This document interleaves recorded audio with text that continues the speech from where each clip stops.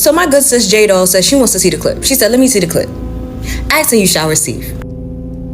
Back to their country with a pass back in legally, and we're doing things that are very difficult to do and very complex, but it works really well. We're sending them back, and then they're schooling, they're learning, they're coming in legally. We have a lot of that going on, but we're taking care of our farmers. We can't let our farmers not have anybody,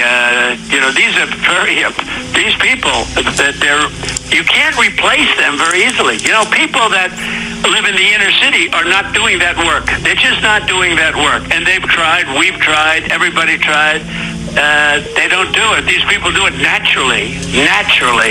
I said, what happens if they get it to a farmer the other day? What happens if they get a bad back?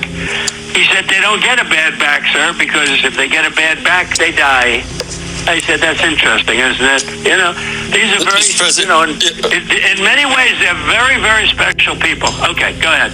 Okay, so now that you have actually heard the clip, that you've heard the recording for yourself, let's actually break down exactly what Donald Trump has said so far. He started off that clip or that recording stating, how, they have policies and plan of trying to help the farmers, right? Because they desperately need these migrant workers. They need these undocumented migrant workers. They can't leave them without anybody. That right there is admission that the United States agriculture economy is taking a hit behind his policies and his mass deportations. That's the first thing. Donald Trump stresses the fact that the American farmers cannot be left without anybody. They cannot be left without anybody. And then he further goes on by saying that the undocumented migrant workers that he once was calling illegal criminals are very, very special people.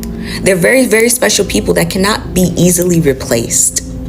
Right after Donald Trump makes that statement and say that they cannot be replaced easily, he goes right into stating that inner city people are not doing that work. Words have meanings, okay? When it comes to this government and this American society, when they say inner people, they're referring to Black people. And when he said that kind of work, he's talking about field work. In addition to him stating that inner city people will not be doing that kind of work, he goes on by saying that I've tried. We've tried. Everybody's tried. Do you know who everybody is? The American government, white supremacy. And do you want to know what their version of trying was? DEI eliminations. DEI eliminations. And not just that, but the undoing of so many policies and acts that actually allowed for Black people to have equal footing amongst white people in certain areas, in certain spaces. The elimination of DEI programs and incentives were intended to push Black people out of the spaces that white people deemed should only be for them. And I'm talking about admin jobs. I'm talking about jobs in medicine, in accounting. They wanted Black people to go back to back-breaking work, okay? Being in the fields, hospitality work. That's what they wanted. As of right now, 300,000 women have been displaced from employment, okay? They have lost their jobs. And they thought, and when I say they, this white supremacy American government thought that those 300,000 Black women were going to go back into the field. Instead, they got creative. And so with all of these mass deportations, they thought that they were going to be able to fill the roles with their original laborers, okay? Their labor workers, Black people. Now, see, if there's only two things that you take from this video, the first thing that I want you to take away is the fact that America's success is directly dependent on its labor, free labor, an amount of free labor that they're able to exploit from the citizens, okay? And the second thing is that Black Americans will always be their first target. That will always be their first target. When they think about getting free labor, exploited free labor, they will always think of Black Americans. Do you understand the level of hatred, jealousy, animosity that you have, that this American Constitution has to have to literally pick at one group of people forever, to the point where they are willing to wipe out all other races to try to get this one race of people to bow down, and they refuse. You guys, America, had labor.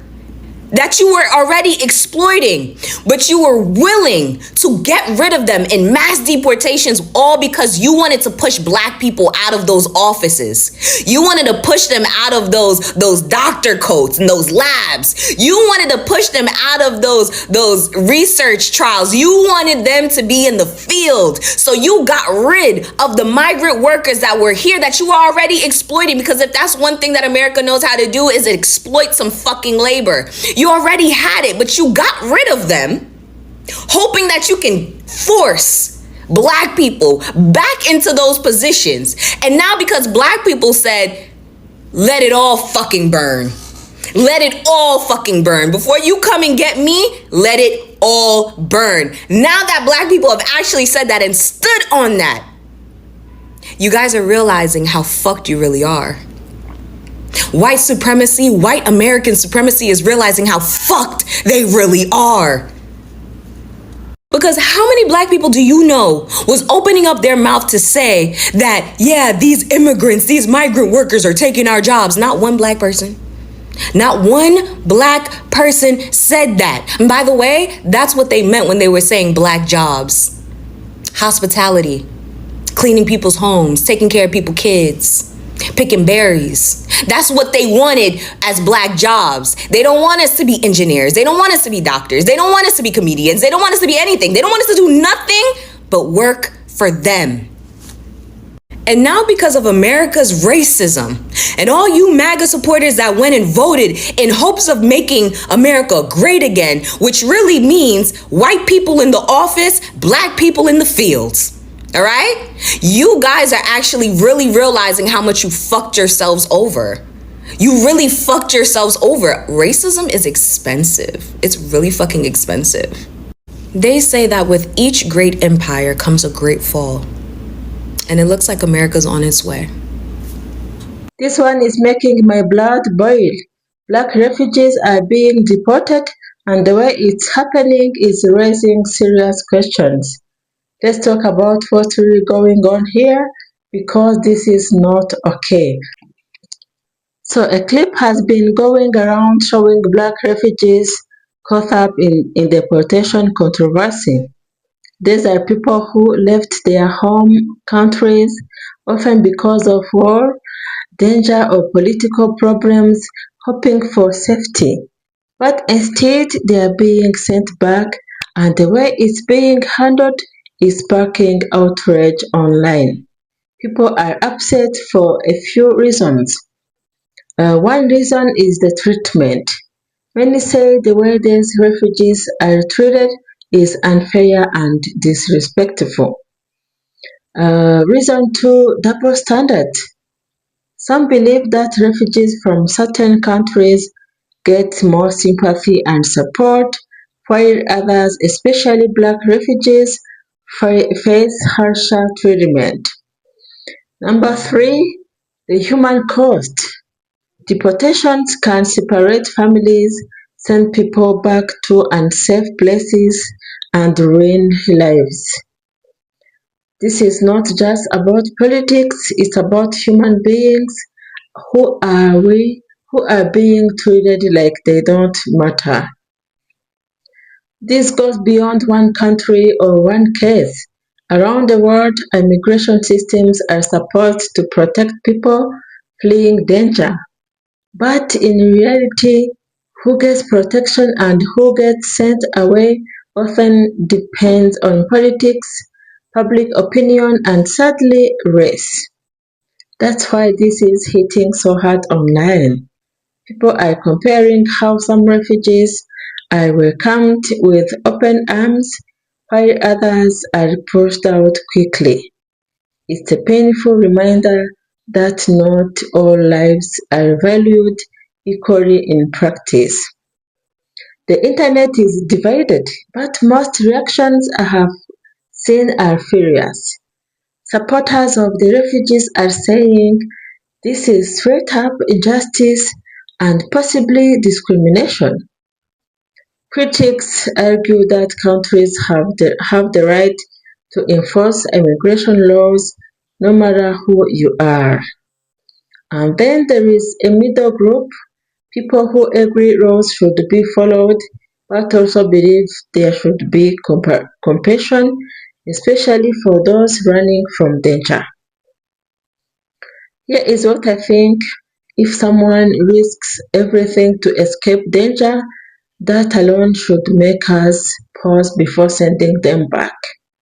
We can debate immigration laws all day, but basic humanity should come first. We have to ask ourselves, are we okay with a system that treats some refugees like humans worth saving and others like problems to remove? If the answer is no, then we have to call it out, share the stories, and demand better. This is not about ignoring laws, it's about making sure the laws are fair and applied equally to everyone, no matter their skin color or where they come from. So, yeah, this black refugees deportation controversy is more than just a headline, it's about race, fairness, and basic human rights. What do you think? Is this just law enforcement doing its job, or is there clear bias here? Let's talk in the comments because silence on things like this only makes them worse. So thank you so much for watching. Catch you next time. Bye.